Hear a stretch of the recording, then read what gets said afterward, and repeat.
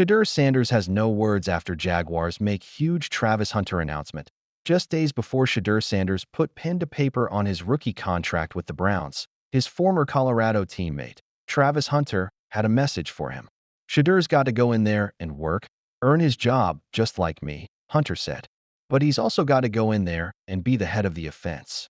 It wasn't just friendly advice. It was a challenge from one top rookie to another, straight from Jacksonville to Cleveland.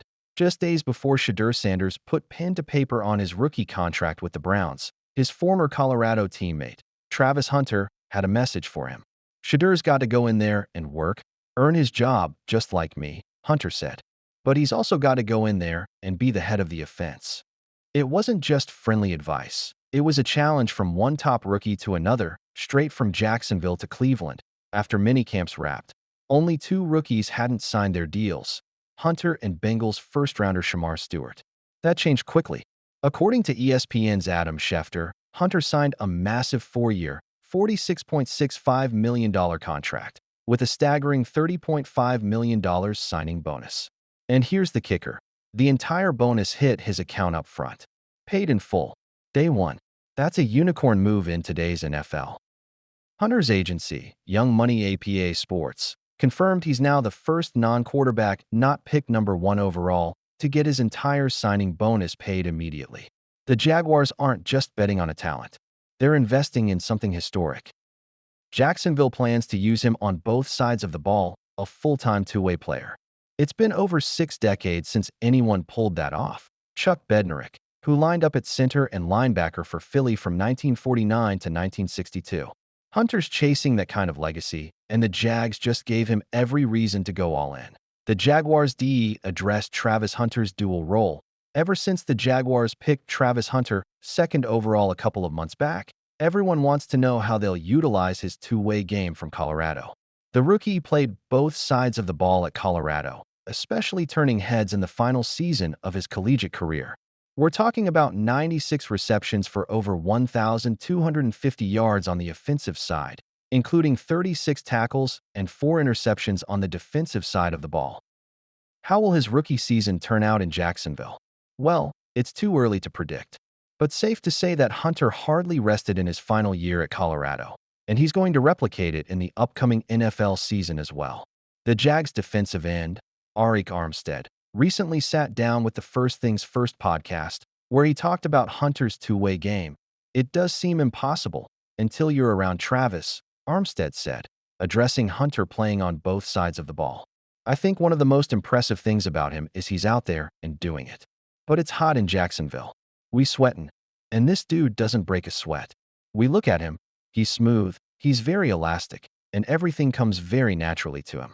He's just a natural-born athlete. Hunter played on both sides of the ball at the mandatory minicamp, and the head coach, Liam Cohen, noted that the rookie wants to do it on both sides, and he's going to do it on both. When you look at playing both sides of the football, his schedule is crazy. 2 days he's on offense, and then he pops up in our meetings. He'll make a crazy interception and then go on offense and score a touchdown, Armstead added. So, Travis Hunter is now all set to kickstart his rookie season. He'd already turned heads at the minicamp. The training session and the preseason are now next in line. Benching Joe Flacco for Shedeur Sanders will destroy $52 million WR season, says Browns insider. Jeudy burst onto the scene last season. After quiet years in Denver, he suddenly looked crisp in Cleveland. Clean routes, reliable hands, and a nose for explosive plays. He led the Browns with 1,229 yards and 4 touchdowns on 90 receptions.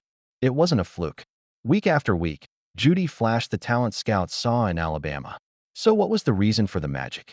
Not what, but who. Jameis Winston stepping in around week 9 made pretty much all the difference. From that point, Jeudy hauled in 61 balls for 955 yards and 3 scores over 12 games, averaging a ridiculous 15.7 yards per catch. When Winston trusted him in rhythm throws and deep shots, hello, 89-yard touchdown, Jeudy responded. That chemistry with a veteran QB transformed him into one of the Browns' most explosive weapons and set the stage for bigger questions ahead. Speaking of the bigger questions, that's exactly what longtime Cleveland voice Jay Crawford is watching for heading into 2025. But he's not sugarcoating any of it. Winston is not there anymore in Cleveland. The Browns have 4 quarterbacks, and Joe Flacco is the new veteran quarterback. Now, Crawford believes that without a veteran QB like Flacco, Jeudy might not pop at all. We kept hearing, he's Jerry. This guy, he's this guy. Crawford explained on the Ultimate Cleveland Sports Show, addressing Jerry's earlier seasons. I never saw it. And then Jameis Winston came in the lineup, and I'm like, oh my God, he's that guy. Crawford noted Judy's last season's performance when Deshaun Watson went down and Winston stepped up. Before arriving in Cleveland, Jeudy had turned heads with the Broncos, no doubt. But he exploded in Berea. But even then, not until he was catching passes from a vet, per Crawford.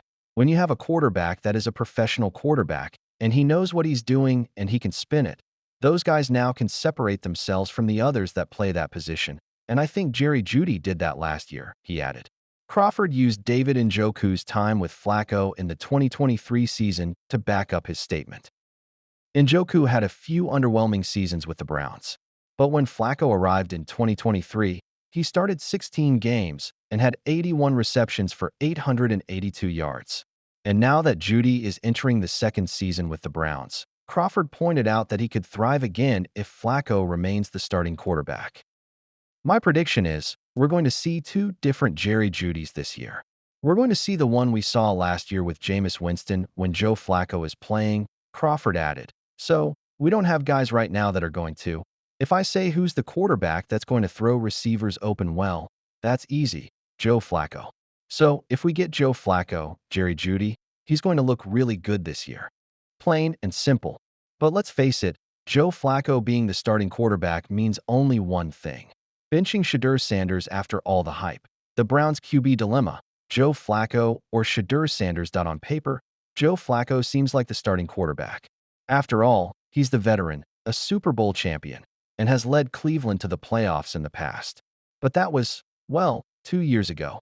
And now, things have quietly changed. The Browns' quarterback room is stacked with 4 QBs, 2 vets, and a couple of rookies. So, if you're thinking that Flacco is going to lead the Browns the entire season, think again.